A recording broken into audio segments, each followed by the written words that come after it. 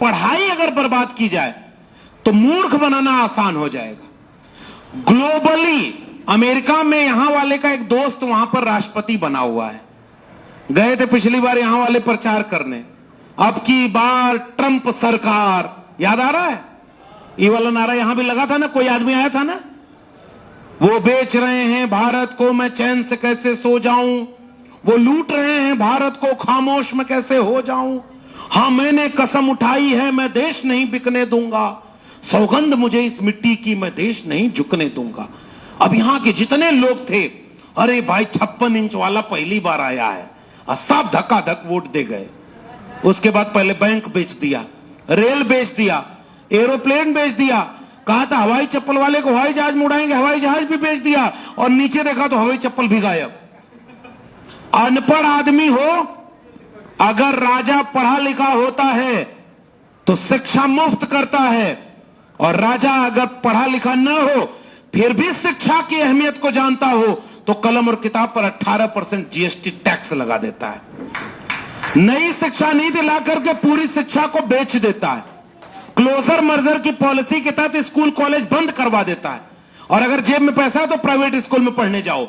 अब अनपढ़ों की एक भीड़ तैयार हो गई, अनपढ़ लोग भरे पड़े हैं पूरे देश में।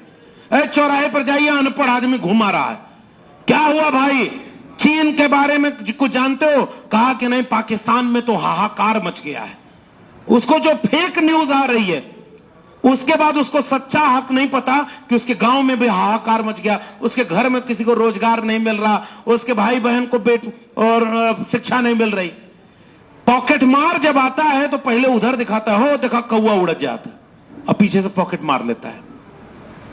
आपको दिखाया जा रहा है कि देखो दुनिया में डंका बज रहा है, और उसने भी, अमेरिका वाले ने हार्वर्ड यूनिवर्सिटी का पैसा काट दिया कि यूनिवर्सिटी में पढ़े लिखे लोग तो बहुत ज्यादा कोई फायदा नहीं होता देश को, इसलिए पूरे देश को मूर्ख बनाओ। अब आइए, ये समस्या हो गई, बिहार को मूर्ख बनाने का काम हो रहा है कि नहीं हो रहा है? आप बिहार के लोगों जोर से बोलो। आप सोचते हो कि सारा खराब खराब बात हम ही बोल दें ताकि कुछ नुकसान हो तो हमारा हो, वीडियो इन्हीं का वायरल होगा। आप बताइए बिहार में शिक्षा की स्थिति क्या है? बहुत अच्छी है क्या? गरीबों के बच्चों को अच्छी शिक्षा मिल रही है क्या? शिक्षा खत्म तो नौकरी मिलेगी क्या? जब बेरोजगारों की और अनपढ़ों की भीड़ तैयार हो जाएगी तो इतिहास कैसे पढ़ेगी कि त्रिवेणी संघ क्या किया था, अर्जक संघ क्या किया था। और अभी मुझे मिला कि कोई डॉक्टर साहब हैं, वो देखिए बाबा साहब की जीवनी बांटते हैं, इसको पढ़ेगा कौन?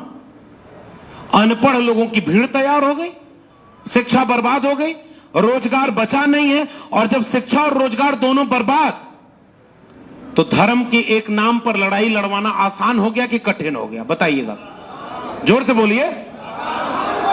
अब उसको यह समझाया जाएगा जैसे एक जमाने में कार्ल मार्क्स ने समझाया होगा, दुनिया के मजदूरों एक हो जाओ, तुम्हारे पास खोने के लिए केवल अपनी बेड़ियां और जंजीरें हैं और पाने के लिए पूरा जहान है ना। अब क्या समझाया जाएगा? भारत के जाहिलों एक हो जाओ, धर्म की लड़ाई बचाने की तुम्हारे ऊपर जिम्मेदारी है, मारे गए तो मोक्ष मिलेगा और जीत गए तो धर्म का राज मिलेगा। बताइए आसान काम है कि नहीं? अगर इसी में पढ़ा लिखा होता बिहार का नौजवान, कोई आईआईटी में पढ़ रहा होता, कोई मेडिकल में पढ़ रहा होता, कोई इंजीनियरिंग कर रहा होता, उसके घर का मां बहन बेटा सब लोग पढ़ाई कर रहे होते, तो कितने पढ़े लिखे लोग धर्म बचाने जाते? जरा हाथ उठा बता दीजिए, कोई जाता क्या? आज जितने ने दंगाई भीड़ के हिस्सा बनते हैं, इसमें कोई पढ़ा लिखा नौजवान कायदे का है क्या? और जितना नेता पूर्णिया के इलाके में जब आते हैं तो वो वाला सांसद याद आता है कि फलाने जिला में रहना है तो हिंदू बनकर रहना होगा।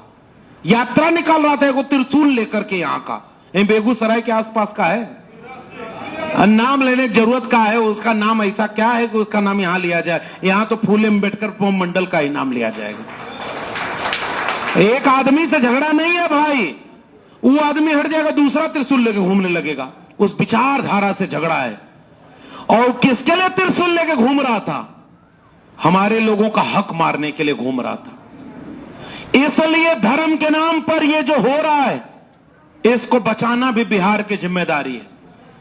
मैं उत्तर प्रदेश में रहा, अभी दिल्ली में रहता हूं। 2024 के चुनाव में उत्तर प्रदेश ने अगर 43 सीटों पर उनको हराया न होता तो आज इस देश का संविधान बचा होता कि नहीं बचा होता? जरा हाथ उठा के बताइए। बचा होता? अगर 43 सीटें बीजेपी को वहां हराई न गई होती तो संविधान वहां पर तो उतना सुरक्षित होता?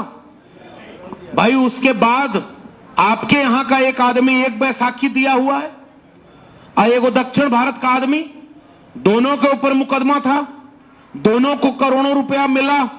यहां वाले की तो तबीयत ठीक नहीं लोग बताते हैं, अच्छे आदमी हुआ करते थे, एक जमाने में समाजवादी आंदोलन से निकले हुए थे।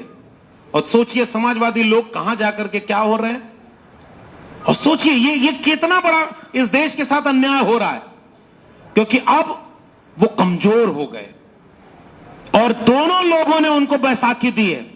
लेकिन याद रखना बिहार के लोगों, अब आखिरी में अपनी बात समेट रहा हूं कि आपको करना क्या, आपकी जिम्मेदारी क्या है। हरियाणा चुनाव उसके बाद वो जीत गए, पता है ना कैसे जीते? गांव में घुसने नहीं दे रहे थे वहां के लोग प्रचार करने, क्योंकि किसान आंदोलन में वहां के लोग मारे गए थे। बहुत गौर से समझना बिहार के लोगों, आप समझदार और जागरूक लोग हैं, आपके ऊपर जिम्मेदारी बहुत ज्यादा है। ऐसे ही नहीं, ये इतिहास त्रिवेणी संघ का, अर्जक संघ का मैं बता रहा था, इतिहास संघर्ष का आपका है। डोला प्रथा के खिलाफ यहां के माले के लोगों ने लड़ाई लड़ी, जमीन के बराबर हक के लिए यहां के लोगों का नरसंहार हुआ, कुर्बानी थी, मारे गए लोग। उसके बाद तो थोड़ी बराबरी हासिल हुई थी। अब आप उस मोड़ पर खड़े हैं, केवल वो दिन लौटेगा नहीं, भूल मत, भ्रम में मत रहिएगा, उससे बुरा दिन आपका इंतजार करेगा। क्यों? क्योंकि बिहार के चुनाव के पहले हरियाणा में जहां लोग घुसने नहीं दे रहा था, जहां उस पार्टी के नेता कह रहे थे कि नहीं जीत पाएंगे, आज उन्हीं की सरकार है। गौर से समझना खतरा क्या है। हरियाणा में उनकी सरकार है कि नहीं है, और वहां कोई माहौल उनका जीत का नहीं था। फिर वो गए महाराष्ट्र, महाराष्ट्र में नोटबंदी का सारा पैसा सदुपयोग किया गया। जितना अपना पूरा देश भर में कार्यालय बनाने से जितना पैसा बच गया था, सब महाराष्ट्र में इस्तेमाल हुआ। दो पॉलिटिकल पार्टी को खरीद लिया गया। उसके बाद चुनाव हुआ, और मैं महाराष्ट्र जाता हूं, बिहार के लोगों बहुत गौर से सुनना, वहां के आदमियों ने बताया 6 महीने पहले से गांव गांव में मुफ्त में वो चीजें बांटी जा रही थी, और लोगों से पूछा जा रहा था तुमको क्या चाहिए, लो हम ट्रक भर के ले आए, तुमको दे रहे हैं। लालच, ताकि अपना वोट बेच दो। दूसरा, वोट काट लिए गए वोटर लिस्ट से, और पुराने फर्जी वोटर उसमें डलवा दिए गए।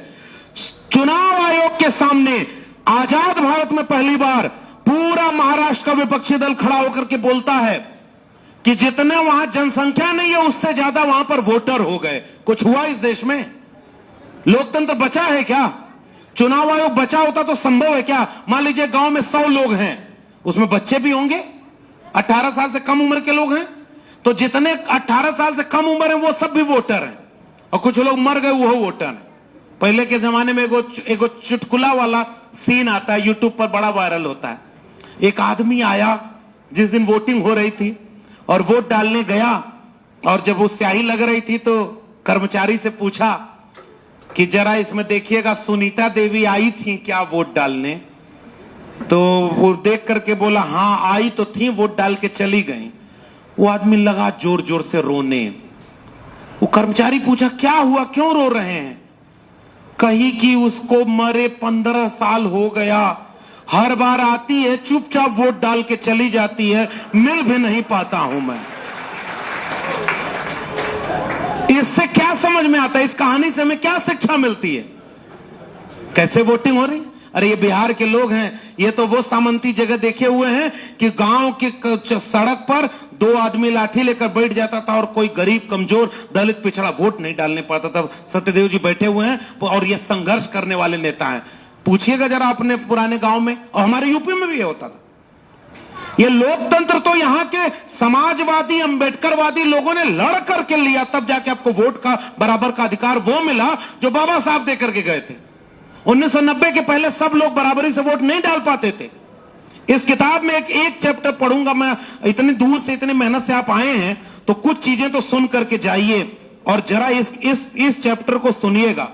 कर्पूरी ठाकुर को याद कर रहा हूं। कर्पूरी ठाकुर को याद करना क्यों जरूरी है इसको समझिएगा। एक छोटा सा काम कर्पूरी ठाकुर ने आरक्षण लागू किया था।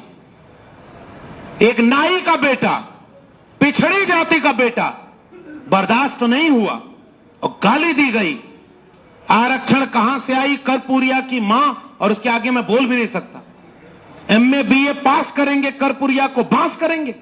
यह अच्छा नहीं लगता कि अपने पुरखे को जो गाली दी गई उसको मैं दोहराऊं, लेकिन इसलिए कहना चाहता हूं कि नई पीढ़ी को पता ही नहीं, गाली खा के भी जो आपके लिए हक और अधिकार दे गया, उसके सपनों का भारत बनाने की बजाय आप हिंदू राष्ट्र बनाने के लिए उनका साथ दे रहे हो। कर्पूरी ठाकुर ने आरक्षण लागू किया और उसके बाद क्या लिखा है इस किताब में? कर्पूरी मंत्रिमंडल का दूसरा महत्वपूर्ण कदम था प्रदेश में पंचायत चुनाव संपन्न कराना। पंचायत में आरक्षण नहीं था, इसलिए गांव में जिसकी आबादी 5% भी नहीं वही मुखिया होता था। आज मुखिया बदल गए कि नहीं? और क्या लिखा है इस किताब में? 1977-78 का भारत है, बिहार है। व्यापक हिंसा खून खराबे के बीच चुनाव हुआ, लेकिन इस चुनाव का फर्क यह पड़ा क्योंकि आरक्षण लागू हो गया था, पिछड़ी जातियों ने ग्रामीण सत्ता पर उच्च जातियों के परंपरागत वर्चस्व को तोड़ दिया था। 1980 में उस वर्चस्व को तोड़ने में मदद की कर्पूरी ठाकुर ने। उस वर्चस्व को तोड़ने में मदद की किसी जगदेव प्रसाद कुशवाहा ने। उस वर्चस्व को तोड़ने के लिए कोई मंडल बनकर के आया था। उस वर्चस्व को तोड़ने के लिए 1990 का मंडल आंदोलन आया, जब कोई सांप्रदायिकता का रथ रोक रहा था और जिसकी तारीफ सदन में मौजूदा मुख्यमंत्री नीतीश कुमार जी कर रहे थे। आप वो वीडियो देखिए कि नहीं, बिहार के लोगों देखिएगा। पुराने वाले नीतीश कुमार सदन में खड़े होकर कह रहे हैं कि आडवाणी जी और अटल जी से मैं पूछना चाहता हूं कि आप लोग दंगा वाला रथ लेकर चले थे तो समस्तीपुर में गरीब का बेटा, कमजोर का बेटा लालू यादव ने आपके रथ को रोक दिया था, तब जाके सांप्रदायिकता का यह रथ रुका हुआ था। और नीतीश कुमार जी पूछ रहे थे कि उसके बाद जब आप अपनी यात्रा शुरू किए तो बनारस से यात्रा शुरू किए, तो ये जो मिसिंग लिंक है समस्तीपुर से बनारस का, वो कब पूरा होगा? अटल जी और आडवाणी जी बताएं। इसके पीछे का भाव क्या था पता है? इस उत्तर भारत में, यूपी और बिहार में, यूपी में कोई चौधरी चरण सिंह की विरासत का, मंडल आंदोलन की विरासत का कोई मुलायम सिंह यादव खड़ा था, तो बिहार में उस जमाने का समाजवादी नेताओं की श्रृंखला खड़ी थी जो कर्पूरी ठाकुर और जगदेव बाबू की विरासत को जैसे भी सही आगे बढ़ा रही थी। तो कोई नीतीश कुमार, कोई रामविलास पासवान, गूंजे धरती आसमान रामविलास पासवान, वो सदन में खड़े होकर कह रहे हैं हिंदू धर्म तो, जो तुम हिंदू नाम लेते हो तो फर्जी है। अभी भी कोई कह रहा था और मैं रेफरेंस लेके कह रहा हूं, अब उन्हीं का बेटा हनुमान बन गया किसी और का। अब कल्पना करिए बिहार के सामने संकट कितना बड़ा है। हनुमान कौन बना है? आपके हमारे बीच का आदमी बना है, हमारे परिवार का आदमी। वो हनुमान बन गया, चुनाव आएगा, हनुमान के नाम पर हनुमान की जाति का वोट किधर जाएगा? सोच के बताइए। रामविलास पासवान, शुरू में जो रामविलास पासवान ने जो काम किया था, अब सामाजिक न्याय के लोग उसे आगे कैसे बढ़ा रहे? अब इसके मतलब नीतीश जी जब कमजोर हुए तो उनका अति पिछड़ा वोट कहां जाएगा? क्या वो वक्फ बिल पर आधी रात को कानून पास करके सुप्रीम कोर्ट ने पूछा हिंदू मंदिरों में कितने मुसलमानों को तुमने ट्रस्टी बनाया है, अगर तुम ये नहीं करते हो तो तुम दूसरे धर्म में क्यों घुसपैठ करना चाहते हो? ये तो सुप्रीम कोर्ट ने पूछ दिया। इसका मतलब बिहार के लोगों, आखिरी में संकट कितना गहरा है। संकट इतना गहरा है, 100-150 साल में जो लड़कर हासिल हुआ था, 2025 में वो आपके सामने रेत की तरह है मुट्ठी में।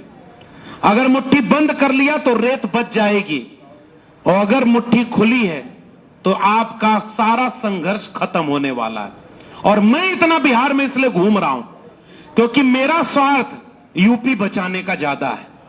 बिहार अगर 25 में बचेगा तो 27 में यूपी बच जाएगा। सीधी और सपाट बात कहना चाह रहा हूं। और अगर बिहार और यूपी दंगाइयों की नफरत से बच गया, संविधान को बचा ले गया, अंबेडकर और मंडल के रथ को आगे बढ़ा ले गया, तो उसके कुछ ही दिनों के बाद इस देश से दंगाइयों और नफरतियों को हमेशा के लिए अलविदा कहने की उम्मीद बन जाएगी। इसलिए बिहार के लोगों में आपके सामने खड़ा हूं।